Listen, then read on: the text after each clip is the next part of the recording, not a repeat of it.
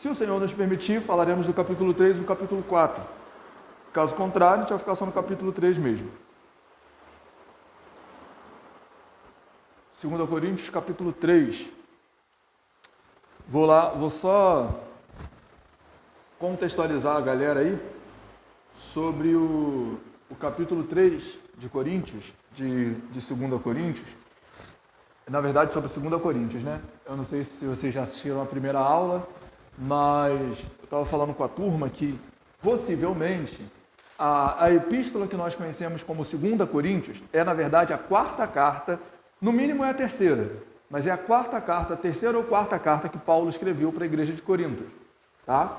Paulo escreve uma primeira carta, depois Paulo escreve uma segunda carta que nós conhecemos como 1 Coríntios, e a prova disso é que em 1 Coríntios 5,19, se eu não estou enganado, ele fala assim, olha, como eu já vos escrevi em carta. E aquela, no nosso entendimento, o que tem no cânon é a primeira carta. Então, Paulo está falando, em 1 Coríntios, de alguma outra carta que ele já tinha escrito para aquele povo. Ok?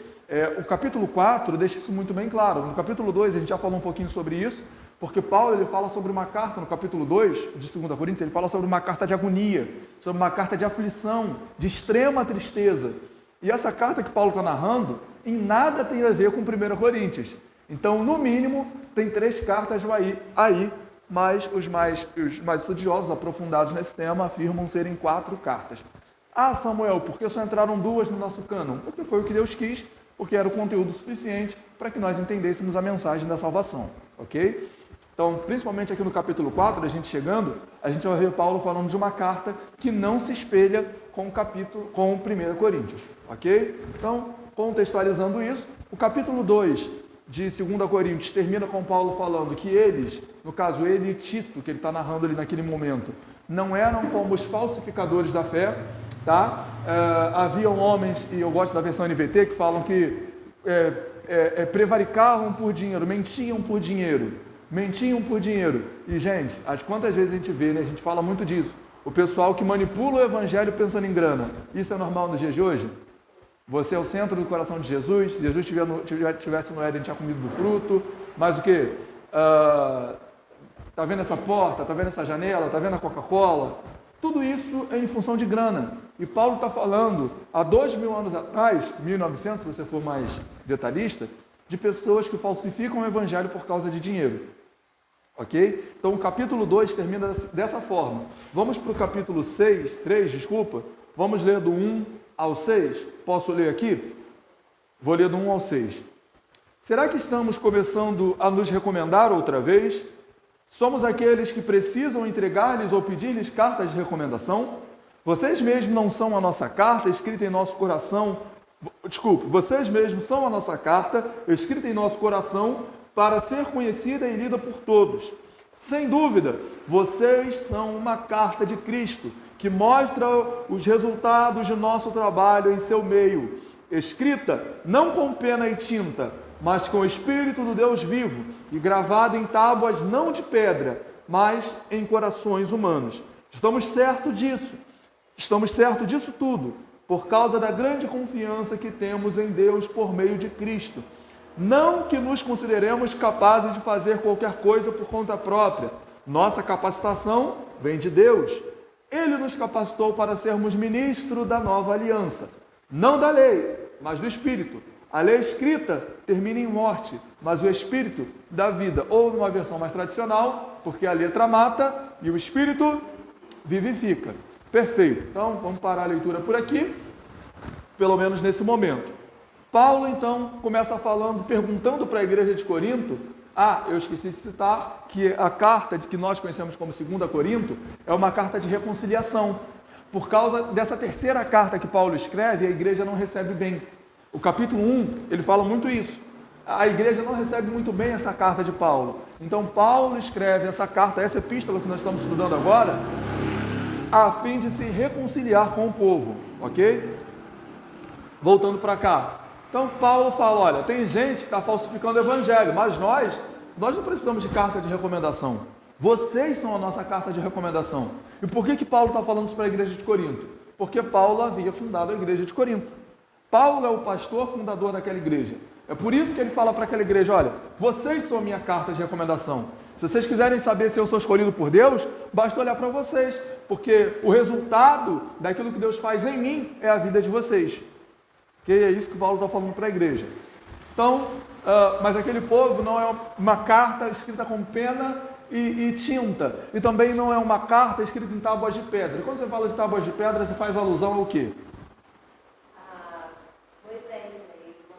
Os 10 mandamentos, exatamente. Então aí, gente, é muito perigoso você fazer teologia de um versículo só, tá? Eu sempre falo isso aqui para vocês. Sabe essa questão de caixinha de promessa? Hoje, com o aplicativo, é o versículo do dia. Isso é perigoso. Porque esse versículo aqui, o versículo 6, ele foi completamente expurgado do seu contexto. Porque o que a letra mata e o espírito vivifica virou? O que isso virou? A letra mata e o espírito vivifica. O que isso virou? A Bíblia mata. Qual que é o problema? O problema é a letra, é a palavra. Então, o que isso virou? Desculpa, ó, não estuda muito não, hein?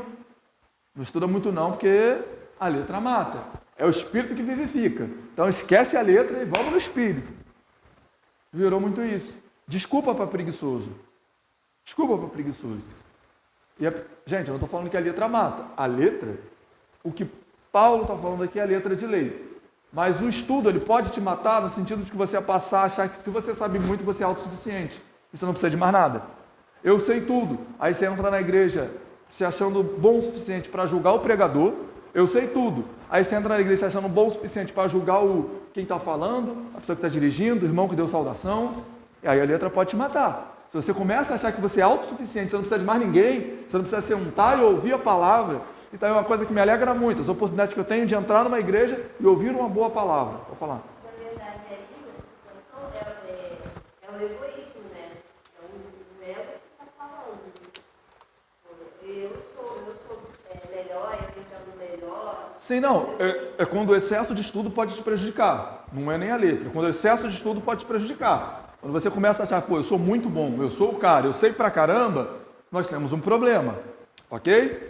A orientação é que nós cresçamos na graça e então os dois caminham lado a lado, ok? Não adianta ser, não, eu quero muito a palavra e ignora o Espírito Santo. Eu quero muito o Espírito Santo e ignora a palavra. Os dois caminham lado a lado. São as duas asas do mesmo pássaro, são os mesmos trilhos, são os dois trilhos da mesma ferrovia, ok? Então, corrigindo essa rota da desculpa do preguiçoso que não quer estudar, fala que não, a letra mata, e também o extremista que acha que tudo vem pela letra, o que Paulo está falando é da letra de lei. Por isso que ele fala, não em tábuas de pedra, porque ele está fazendo alusão a Êxodo 32, ele está fazendo alusão a Moisés. E tem um negócio interessante aí. Em Êxodo 32, quando Moisés está lá, num pacto, conversando com Deus no monte, o que está acontecendo com o povo lá embaixo? Eles estão pecando, né? O que eles fizeram? Bezerro de ouro. Exatamente. Deus vira para Moisés e fala, Moisés, desce, porque o povo pecou contra mim, e quer saber do que mais? Vou matar esse povo todo, e vou fazer desse povo, vou começar a ti uma nova nação. E Moisés fala, não, Senhor, não vai fazer não. Quero esse povo aí, só vou matar esse povo não. O que vamos falar do Senhor? E aí Moisés desce, e aí Moisés dá a ordem, e naquele dia, 3.000 homens, ou mais de 3.000 homens, foram mortos ao fio da espada. Naquele dia, no dia em que as tábuas, ou as duas tábuas, chegaram para o povo, 3.000 homens foram mortos ao fio da espada. Quando Pedro está pregando em Atos capítulo 2, após a descida do Espírito Santo, existem conversões. Quantas pessoas se convertem? 3.000 pessoas após o Espírito Santo se convertem. Mas eu quero, então, viu a letra e o Espírito. Mas, gente, o problema está na lei? O problema está na letra? Para que a lei serve?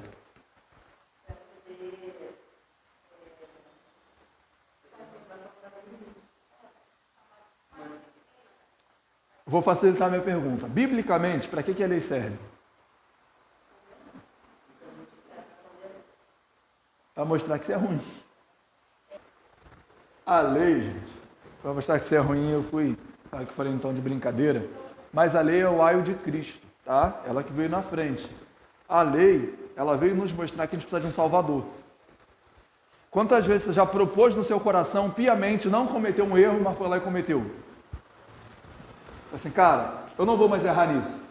Mas depois você foi lá e fez. Sabe quem te mostra isso? A lei. Porque se não tivesse lei, como é que você sabia que é errado? Como que você sabia que é errado, se não tivesse lei? Então a lei veio para te mostrar isso, para te mostrar que você precisa de um Salvador. Porque você sozinho não consegue. E aí Cristo vem, morre por nós na cruz, ressuscita ao terceiro dia, sobe aos céus. Quando ele sobe, o que ele manda para a gente? Que agora mora dentro de nós. Quem nos convence? Espírito Santo. O pessoal fala assim, é um peso na consciência. Não, a gente não tem peso na consciência, tem o Espírito Santo de Deus que fica ali. Se eu não me engano, foi Charles Spurgeon que disse que depois que ele conheceu Jesus, ele nunca mais ficou em paz. Irmão, tu não tem sossego. Tua cabeça fica rodando. Sensação de desespero. Tu sabe que tá fazendo um negócio errado, meu Deus, fica sem paz. É isso aí, a lei serve para isso. Mas o Espírito Santo, gente, não é só a graça, porque o pessoal acha que a graça é salvo-conduto para pecar à vontade, não é isso não. É porque agora o Espírito Santo nos dá empoderamento, e essa palavra está até meio estranha, que deu um cunho político muito forte, né? Mas o Espírito Santo nos dá empoderamento para vencer o pecado, para não mais transgredir, para superar obstáculos. Com meu Deus eu saltarei o esquadrão, com meu Deus eu vencerei o esquadrão, com meu Deus eu saltarei a muralha.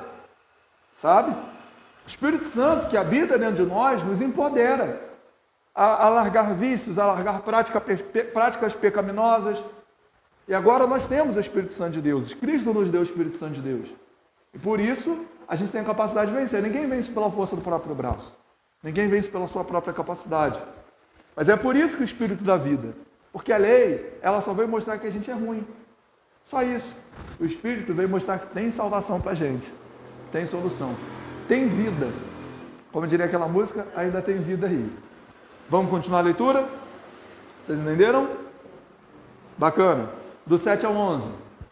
2 Coríntios, capítulo 3, verso 7 ao 11.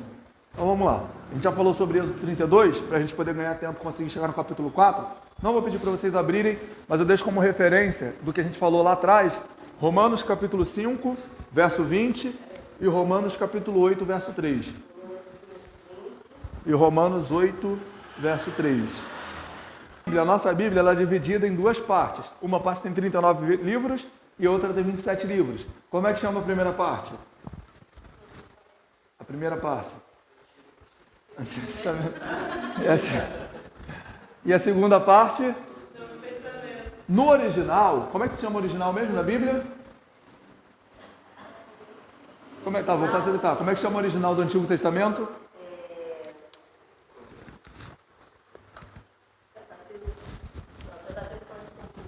Exatamente, que é a Torá. Tanakh.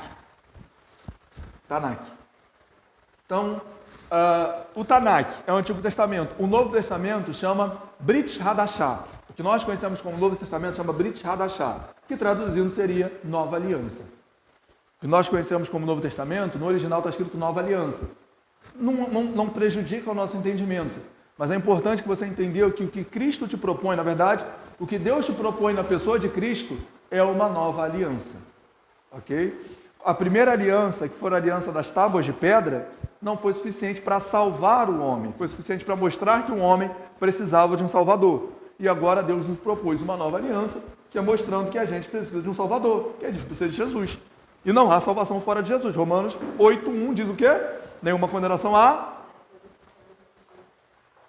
João capítulo 14, verso 6, Jesus disse, eu sou o caminho, a verdade e a ninguém.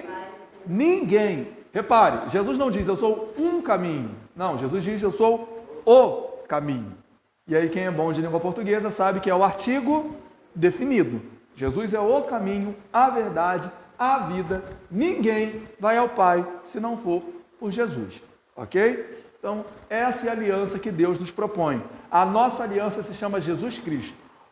A nossa aliança foi feita no Calvário. A nossa aliança agora não é mais com tábua de pedra. A nossa aliança não é baseada naquilo que a gente pode fazer, naquilo que a gente consegue fazer. Porque a história já provou que a gente não consegue fazer muita coisa. A nossa aliança está baseada no quanto que a gente confia em Cristo e o quanto a gente quer imitá-lo. Do 13 ao 18. No 12 ao 18, desculpa. Tendo, pois, tal esperança, usamos muita ousadia no falar, e não somos como Moisés, que punha um véu sobre a sua cara, para que os filhos de Israel não olhassem simplesmente para tudo aquilo que era transitório. Mas os seus sentidos foram endurecidos, porque até hoje o mesmo véu está por levantar, na lição do Velho Testamento, o qual foi por Cristo abolido. E até hoje, quando é lido Moisés, o véu está posto sobre o coração deles. Mas quando se converterem ao Senhor, então o véu se retirará. Ora, o Senhor é o Espírito, e onde está o Espírito do Senhor, aí é a liberdade. Mas todos nós, com o rosto descoberto, refletindo como um espelho a glória do Senhor, somos transformados de glória em glória na mesma imagem, como pelo Espírito do Senhor. Então, agora, nós somos transformados pelo Espírito e andamos em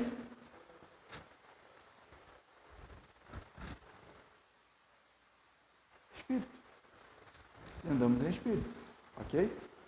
Andai em Espírito e não cumprireis as concupiscências da vossa... Então, ande em Espírito. E, gente, andar em Espírito, só para que fique claro, não é andar falando em outras línguas. Andar em Espírito não é andar por conta assim te digo, varão, eis, recebe tu, olha essa bandeja. Não. Andar em Espírito é Gálatas, capítulo 5, verso 22. Mas o fruto do Espírito é amor, alegria, paz, fidelidade, longanimidade, bondade, fidelidade, mansidão, paciência, perseverança, temperança. Contra essas coisas não há lei. Efésios, capítulo 2, verso 10, na verdade o verso 9 diz o quê? Vou começar do 8. Porque pela graça sois salvos, por meio da fé, isso não vem de vós, é dom de Deus. Aí o verso 10, não vem das obras, para que ninguém se glorie, porque somos feituras suas, criadas para toda boa obra que antes Deus preparou para que andássemos nelas. O que Paulo está explicando para a gente? Você não é salvo pelas obras, mas você é salvo para as obras. Então, diferente do pensamento de um católico ou de um espírita kardecista que crê nas boas obras para ser salvo, ele distribui comida para mendigo porque ele quer ser salvo. Eu já falei isso aqui e eu vou ser repetitivo. Só existem duas religiões em toda a história. Toda a história da humanidade, só existem duas religiões. A primeira, aquela que acha que vai ser salvo por aquilo que faz. Tá? Por que você acha que o cara lá que serve a Alá, que é do islamismo, enche o corpo dele de bomba, entra num prédio público e se explode? Porque ele acha que com aquela ação ele vai alcançar um favor do seu Deus. Ou seja, pela obra ele será salvo. Por que você acha que o pessoal que segue as religiões de matrizes afro vão para as esquinas, fazem despacho com boi, com galinha, com galo, com mais não sei o que, com porco? Porque ele acredita que por aquela boa obra ele vai alcançar um favor do seu Deus. Os kardecistas, os católicos, tem muita questão das boas obras, dar comida a mendigo, fazer campanha do agasalho, distribuir cesta básica, porque ele acredita que com aquela obra ele vai alcançar o favor do seu Deus. O cristianismo prega outra coisa. O cristianismo prega que a única obra que tem a capacidade de salvar foi a obra que Jesus fez na cruz do Calvário. E quem não estiver debaixo dessa obra de Cristo na cruz do Calvário não tem salvação. Então o que eu preciso fazer? Bem, aí entra Efésios capítulo 2. Você não é salvo pelas obras, mas Deus te salvou para as obras. E o que prova que você é salvo é a forma que você vive agora que já foi alcançado por Cristo. Você é uma pessoa que ama? Vamos analisar 1 Coríntios 13 então e ver o que é o amor? E a Bíblia, ela dá o título, mas ela também dá o subtítulo, ela dá os textos, ela te explica. Ela fala, fruto do Espírito é, a primeira coisa, amor. Aí 1 Coríntios 13 fala que é amor. E amor não é um sentimento, tá? Amor não é um sentimento, não. Eu estou sentindo um negócio aqui no meu estômago. Isso é azia. Tome um no Guaraná porque é alívio já. Amor é uma ação. Amor é uma ação. Paulo, quando vai explicar o que é amor, ele fala: o amor não é egoísta. O amor não se preocupa com os seus próprios interesses. O amor não é indecente. O amor, ele tudo crê, ele tudo supera, ele tudo suporta, ele tudo espera. Esse é o amor que Paulo vai narrar. Aí Paulo fala: não, o fruto do Espírito é alegria. E essa alegria é uma alegria que sobrepõe a todas as adversidades. Gente, felicidade e alegria são duas coisas diferentes, sabia?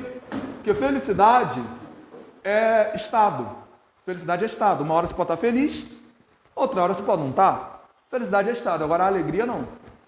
Quando Davi peca, e ele vai orar, peca quando ele adultera lá com Betseba, e ele vai orar, lá no Salmo 51, ele fala: ora como ao Senhor, torna-me a dar a alegria da salvação.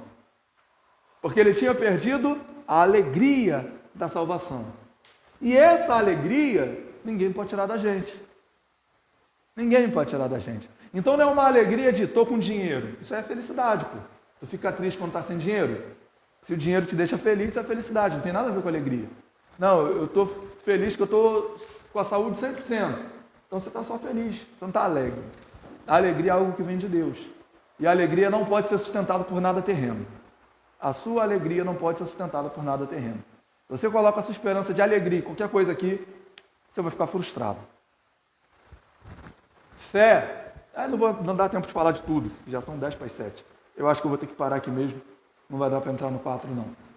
Mas é importante, gente, que a gente saiba o que é andar em espírito, para que a gente de fato ande em espírito, para que a gente de fato viva como salvo. Porque carregar uma Bíblia e vir para a igreja e achar que por causa disso você está salvo, está meio longe. E o problema não é vir para a igreja, o problema não é o templo, tá? O problema somos nós. Sabe o rapaz ou a menina quando vai terminar um relacionamento com outro, aí não sabe o que falar e fala assim: não, o problema não é você não, o problema sou eu. Tem que responder: eu sei que o problema é você. Eu sei que o problema é você, o problema não sou eu. É assim, é a lei conversando com a gente. O problema não é a lei não, o problema é a gente mesmo. Então agora a gente tem que olhar para Cristo. Olha para Cristo. Ele é o autor, ele é o consumador da nossa fé. Então, o nosso testemunho, gente, tem que andar de acordo com aquilo que a gente prega, com aquilo que a gente crê. É isso que o Paulo está ensinando para a igreja de Corinto. É isso que o Paulo está ensinando. Tá? Nós, voltando a falar do véu aqui, o véu foi removido. Quando Moisés, lá do 16 ao 19, quando Moisés ele desce, no 34 também fala muito disso, Êxodo 34. O povo está morrendo de medo de Moisés, porque o rosto dele brilhava. Porque ele falava com Deus face a face, o rosto dele brilhava. E aí Moisés cobria o seu rosto com um véu, para que o povo suportasse ficar na presença dele. Para ficar na presença de Moisés, Moisés cobriu o povo com um véu. Porque Moisés resplandecia a glória. Aí Paulo está falando que com a gente tem que ser a mesma coisa. Não no sentido literal. Sua face tem que brilhar, parecendo uma lâmpada de LED. Não. O que Moisés está falando é que a sua face também precisa transparecer, demonstrar, revelar a glória de Deus. Então, quando as pessoas olharem para você, o nome do seu Deus tem que ser glorificado por meio da sua vida. Quando as pessoas olharem para você, lembra lá de Eliseu, ali vai um homem de Deus? É isso que o Evangelho te propõe, que o seu rosto, porque o véu foi removido. O véu do templo foi rasgado, o véu que escondia a glória de Deus da nossa face foi removido. E agora nós somos os manifestadores da glória de Deus onde quer que nós estivermos. Seja na escola, seja na faculdade, seja no trabalho, seja no meio da vizinhança, seja na roda de amigos, a glória de Deus tem que ser manifesta pela minha vida. A glória de Deus tem que ser manifesta pela sua vida. Ok? Esse é o ensino de Paulo. Alguém tem alguma dúvida? Alguma pergunta? Algo a acrescentar? Esse é o